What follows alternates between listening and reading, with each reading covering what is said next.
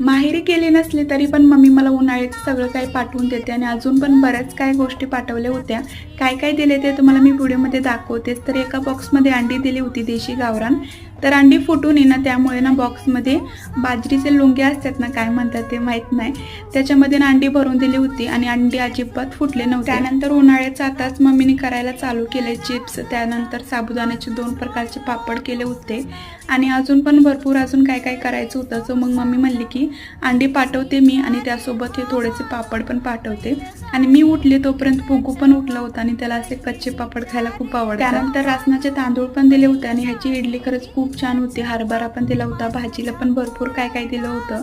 कांद्याची पात, वांग आणि गवारीची शेंग ह्यांना खूप जास्त आवडते, ते पण गावाकडची. तर एवढं सगळं मम्मी पप्पांनी ट्रॅव्हल्समध्ये पाठवून दिलं होतं आणि रात्रीचे 3 वाजता हे जाऊन घेऊन आलेत. सकाळी उठल्यानंतर पहिलं तर मी हे सगळं ठेवतच बसले होते. असा होता व्हिडिओ. चला बाय.